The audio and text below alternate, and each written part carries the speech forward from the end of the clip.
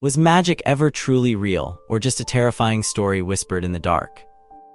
Let's dive into a world of accusations, burning pyres, and desperate pleas for mercy, a world where the line between sanity and madness blurred with every chanted spell and terrified confession. It began, predictably, with a house. A seemingly ordinary house, but one haunted by a chilling presence. A woman, her face etched with fear, described a demon leaving through an open window, trailing a whirlwind of icy dread. She'd laid a spell, a desperate plea to the devil to deny Hainselin the simple pleasure of human touch, a garland draped across the chest, a symbol of forbidden desire. The air crackled with the weight of her fear, the frantic repetition of words, "Devils, help me." It wasn't a ritual of worship, but a weapon, forged in the crucible of paranoia and a chilling conviction.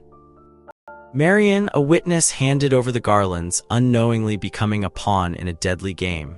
Then came the court. A crowded chamber, the air thick with suspicion and the weight of impending judgment. 17 consalers, a tangle of advocates and the prévôt, presiding over a scene of grim formality. The whispers started, a slow, deliberate accumulation of evidence, herbs found in homes, chests overflowing with strange ingredients, confessions wrung from trembling lips. Margaret, a woman known for freeing others from similar enchantments, had cast a spell, a desperate gamble against the devil himself, invoking both God and the dark forces. The room held its breath as the decision was made, guilty, worthy of death. The execution was a spectacle, a brutal punctuation mark on a life consumed by fear. First, the pillory in Les Halles, a public humiliation, a slow, agonizing turn, the misdeeds declared for all to see. Then, a journey to the piggeries, a final, agonizing walk towards the flames. But for Marion, a different fate awaited. A banishment, a permanent exile from the very city she'd called home. A single, stark exception, the captain of the watch and a handful of influential men who, for reasons unknown, spared her the fiery end. Let's shift gears, shall we? Imagine a world where lost objects reappear, where the sick are made well, and where a simple touch can inflict a terrible illness. This was the domain of Jeanne de Brigue, known as La Cordière and Massette, a woman entangled in a marriage to Hennequin de Rouilly.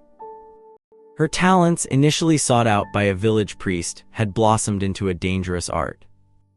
Interrogations began, fueled by suspicion and a simmering resentment.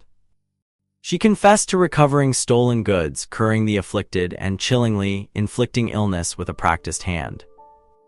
The details of her magic were unsettlingly specific. 2 toads placed in clay pots, imbued with the power of Lucifer. 3 repetitions of the Gospel of St. John, Paternoster and Ave Maria, followed by a brutal stabbing with needles and spikes. The suffering of the toads mirrored the fate of her husband, a man she sought to torment with a calculated cruelty. She bought a half-pound of white wax and pitch, intending to harness the devil's power to achieve control without revealing her intentions. A 4-year tavern venture in Gurart, punctuated by bitter arguments and violent punishments from her husband, fueled her desperate desire for retribution. The scene is set, a room, a fire, a solitary figure reciting incantations. Jeanne, locked away from her husband, turned to Lucifer for aid. She molded a wax image of a child, invoking the devil 3 times, repeating the sacred texts and placing it in a boiling pot. The image simmered, tormented with a knife, mirroring the pain inflicted upon her husband. Witnesses testified to her consultations, her claims of uncovering thefts and protecting livestock, a reputation built on whispered rumors and growing public anxiety. But the accusations didn't stop there. A young woman named Jeanette, daughter of Richard Charles, was caught in the web of suspicion.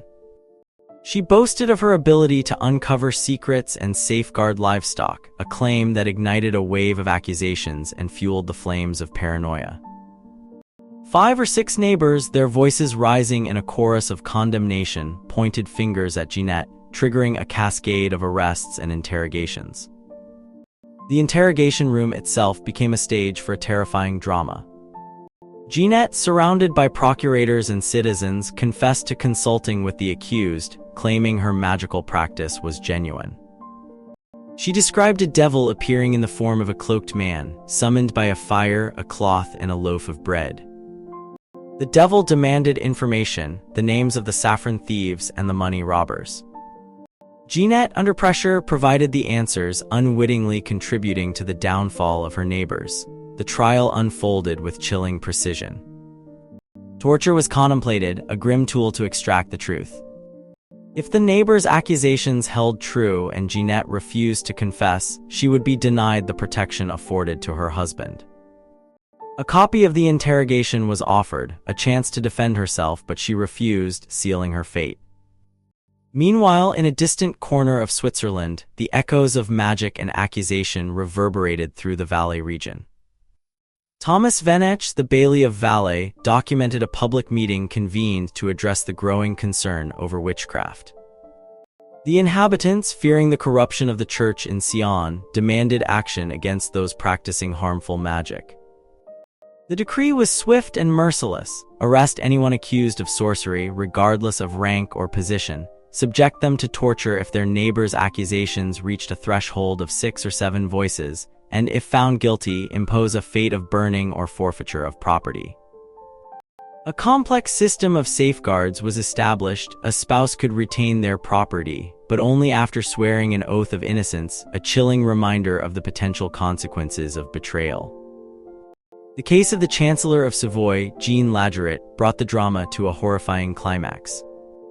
Accused of attempting to assassinate Duke Amadeus through magical means, he was imprisoned, subjected to a lengthy legal process, and ultimately sentenced to death. His body was dragged to a public execution, a brutal display of power and a chilling warning to anyone tempted to dabble in the dark arts. But the story doesn't end with executions. The investigation into Jeanette revealed a disturbing pattern: consultations, accusations, and ultimately, the downfall of innocent individuals. The Vidam's deputy and Johann Estor, the court clerk, were implicated, their testimonies used to fuel the accusations against Jeanette. The cycle of suspicion continued, a relentless pursuit of those deemed to be tainted by magic. The final chilling image is a courtroom, packed with conseillers, advocates, and the Pravat, deliberating the fate of Margit and Marion. The evidence, the women's denials, the herbs, the confessions, the spell cast by Margit, and the invocation of the demon, all weighed against each other. The verdict was inescapable, worthy of death. A public pillory, a slow, agonizing turn, followed by a journey to the piggeries and a fiery end. But for Marion, a glimmer of mercy, a banishment, a permanent exile from the city she once called home. What started as a desperate plea for control, a twisted attempt to secure her own happiness, had spiraled into a nightmare of accusations, fear, and ultimately, death. The echoes of their cries, the scent of burning flesh, and the chilling knowledge that magic, real or imagined, could shatter a life.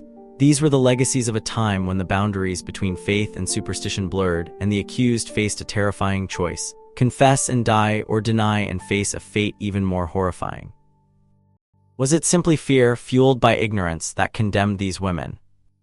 Or was there something more sinister at play, a deep-seated belief in the power of the devil and a willingness to sacrifice innocent lives in his name?